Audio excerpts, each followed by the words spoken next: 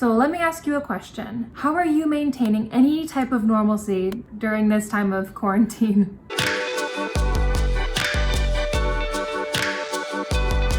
Hey everyone, my name's Chelsea and welcome back to my channel. Let's jump right in. So I asked 3 of my close friends to share with me in vivid detail how they spend the first 2 hours of their day during quarantine. In doing this, I wanted to achieve 3 things. Number 1, human connection. I wanted to understand my friends on a deeper level even though I couldn't be with them in person. Number 2, I wanted to know how they were spending their time during quarantine. Did they find a new normal? And number 3, I needed a new perspective on how to spend my mornings. And what could I learn from them and take away from their morning routines that I could add to mine? But spoiler alert, I achieved all of those things. But don't click out of the video just yet. I also discovered something really eye-opening through this process that I will explain at the end of this video. To set kind of a foundation, I want to share with you bits and pieces of my morning routine before this experiment. So basically I would wake up around noon and I would go brush my teeth and wash my face. As you know from my previous video, I am diligent about my skincare routine. So before I do anything, I have to maintain that. And I clear all the dishes from out of my room because we all know everyone hoards dishes sometimes.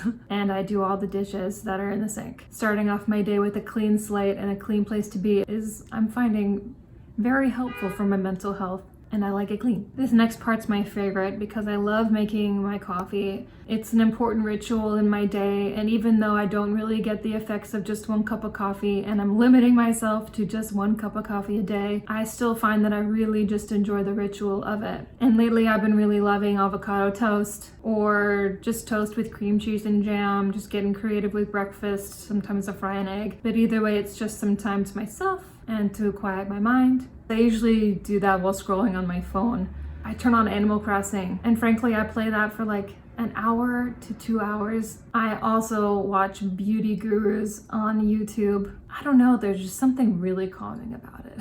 They feel like a friend, even if they don't know me. So as you can see, my morning routine can use a lot of improvement, and I'm open to a lot of improvement.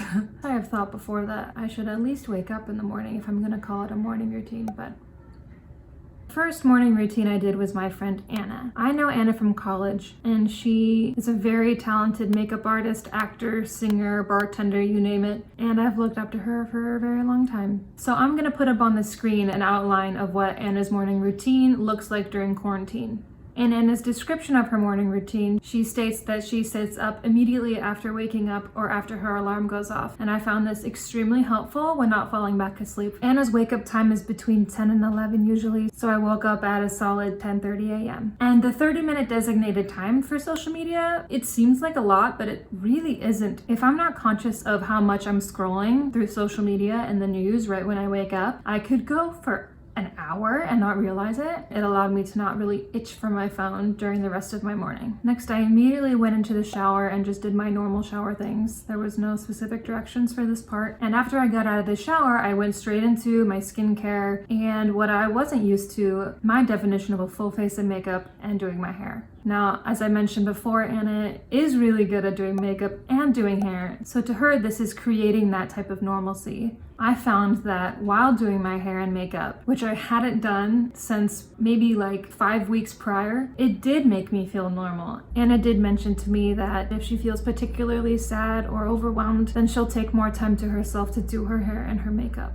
But also while I was doing my hair and makeup, I had turned on I Am a Killer on Netflix, and I'm not really one to watch crime documentaries, but this was so good, and I was really sad that I had my blow dryer going while the first half of the first episode was playing. I had to just stop and watch it for a while. At this point, I was starting to get hungry and wanting coffee. I was surprised that she waits so long to eat her breakfast. I made what Anna normally has, which is apple with almond butter, and it was a super light snack, but also kept me full and made me more energized. If it's a nice day, Anna goes out on her fire escape, which I am lucky to have both a fire escape and a balcony, so I grabbed a book and a blanket because it was a little chilly and crawled onto my fire escape and just had some peaceful time outside with some fresh air. The only reason reason I went inside after like 15 minutes was because it was cold. So I made a take it or leave it chart, and the take it side of the chart lists the things that I would keep for my own routine potentially, and the leave it side of the chart, which is what I probably won't end up doing in the future, but I'm glad I tried it. So on the take it side, I would definitely continue doing my hair and makeup on days where I don't feel confident. I will definitely continue to watch crime documentaries, and I will absolutely take advantage of sitting up after your alarm goes off. I probably wouldn't go that long without coffee, and that was pretty much it. My next morning routine was from my friend Julianna, who I know from working in the restaurants, and she's a very driven producer, actor, even waitress, and she's also a great yoga teacher. So I'm gonna pop up on the screen what a normal morning in Julianna's world looks like now during quarantine. Julianna's day starts a little bit earlier, between 9 and 10, so I went right in the middle and woke up at 9:30. I loved how Julie described her morning to me because she had very specific instructions that were extremely unique.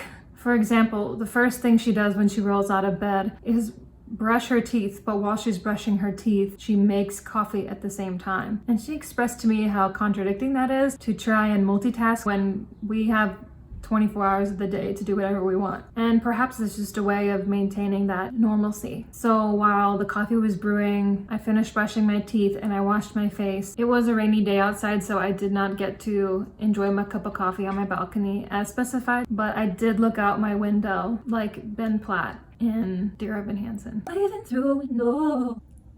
But I did feel a sense of comfort and coziness from just being in a warm place inside my apartment. While Julianna drinks her coffee, she writes morning pages, which I'd heard of before, but I've never actually tried. It's just a time when you can free write without judgment, and you just write whatever comes up, sometimes about dreams that you've had the night before or certain things you're trying to work out. I found this extremely beneficial at the beginning of the day. It was really calming and again, really cozy to sit in my bed drinking my coffee and just to write and let my brain just kind of release all of my anxieties. Highly recommended. After the morning pages were done, I went to the kitchen to create what Julianna calls a trash omelet, which takes something so normal, like making an omelet, and makes it just so Julie. She's crazy and I love her. She takes whatever trash is in her fridge, meaning produce that's going to go bad, stuffs it all in an omelet, and that's her breakfast. She mentioned specifically that it usually breaks when she flips it, and this happened to be my first omelet. While it did not break, it's because I think I overcooked it and it was really dry. I also want to point out that Julianna's relationship to her phone and or social media is extremely limited. I hadn't checked my social media once that day. The only thing I had done was listen to a news podcast while making my trash omelet, which was specified, and I found it really relaxing, surprisingly. I was instructed to do some yoga, and what she gets from her yoga practices surprises me. While it keeps her fit and lean and flexible, it also keeps her mind in a similar way. She really focuses on clearing her head while doing her practice and while gaining energy from the earth and finding answers from the earth that give her energy in her body. Does that make sense? I try to do the same thing, and I did find myself listening to my body a lot more and breathing a little bit deeper. It was super calm, super zen, super relaxing. The only thing I wouldn't do again is do my yoga right after an omelet. I couldn't enjoy working out so much after eating a couple eggs and some almost bad produce. I felt like I had a rock in my stomach. So things that I'll take away from Julie's routine: listening to the news while cooking, the morning pages that I wrote, a mindful coffee, and earth energy during yoga practice. And things I probably will leave behind was eating an omelet. I really don't like omelets. And eating an omelet right before working out. Thanks, Julie, for sharing. I had a great time. So the next morning routine I did was my friend Corinne, and she's definitely an artist, an actor, as well as waitress, which is how we met. She has such a wild personality, but it's infectious as well as her positivity, and I knew she'd be interesting to shadow because she gets up so early. This is an outline of what her morning routine looks like. Please note the 7:45 wake up time. Her alarm goes off at 7:45 and she snoozes twice, but I had found that I tried to do this routine a whole 2 other times and fell back asleep and then woke up at my normal time. So it took me a while to get this one right, but I wanted to make sure I did. So after scrolling on social media, I went to the bathroom, brushed my teeth, and I had to wet my eyes with cold water. This was a game changer. It wakes you up. I'm not wearing any concealer, so maybe it even helped my under eye bags. And after that, I laced up my tennis shoes and I went outside for a walk. Wearing a mask, of course, gotta be safe. And it was early enough that my neighbors weren't up yet, so I could safely go for a walk without anyone else around. Feeling the sunlight on my face was one of the best moments of my whole morning. When I came back home, I washed my hands and started to get ready to make breakfast. She eats omelets in the morning and she makes them for her wife and her. They are both vegan, but I'm now pescatarian and not vegan, so I did use regular eggs for this omelet, which she wouldn't normally do. I had instructions to listen to a French cooking playlist on Spotify. I felt like, I was in Paris. I just felt like I had been transported somewhere else. And it really added a nice sense of positivity because I know I'd have to endure eating another omelet. So I took my food and my coffee inside, ate my food, and oh my God, I'll just insert this real quick that I opened the wrong side of the salt in order to salt my omelet and I poured a mound of salt on it. I can't believe I did that. Half of my omelet was now inedible, but moving on. I finished what I could of the omelet and then I went outside. Something that I really struggled with was drinking tea instead of coffee. So I thought putting 2 tea bags in my tea would give me a little extra boost, but it did absolutely nothing. So I probably won't stick with the tea. This is the time where she takes most pictures of her pets and she gets some really angelic pictures of her dog. So I decided just to take some pictures of myself in the sun, looking angelic. I really enjoyed Corinne's routine. The only thing I found that I wouldn't really do again is drinking tea instead of coffee, but I will definitely continue to splash cold water on my eyes. I will definitely continue listening to some types of French cooking or any type of music while making breakfast. Really enjoyed that, Corinne. Thank you, babe.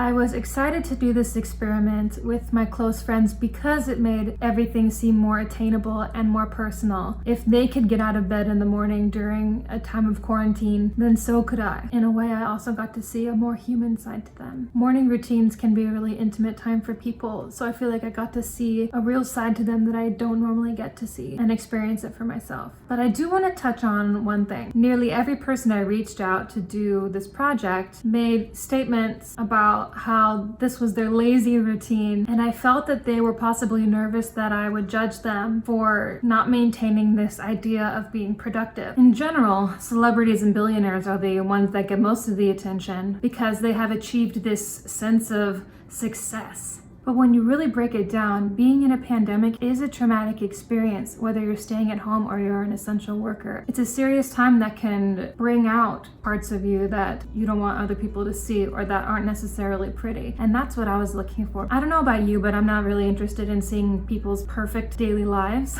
because we all know that's not necessarily an accurate representation. It just sets this expectation of what should it look like. But these ladies were far more productive than they thought. I noticed that productivity is completely relative to the person. One person's lazy is another person's productive. Sometimes it's simply just about switching up your routine and being open to that kind of change. I would also argue that laziness is time to decompress and time to reassess what may or may not be serving you in your life anymore. I want all of you to know that your worth is not derived from your productivity, and the only important part of success is what it means to you. I genuinely think I got more out of this by following their quarantine routines than their normal hustle morning routines. So in conclusion, I reached all of the goals that I was setting out to do. I really felt that human connection, even though I couldn't physically be with people. And I realized that productivity doesn't matter and that success is completely relative. And do you find yourself more open or close because of the circumstances we're in? Let me know in the comments below. So make sure to subscribe so you can be notified of my upcoming videos. I post twice a week. See you next video.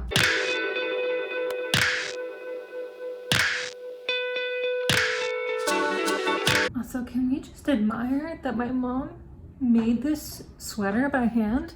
It looks so good.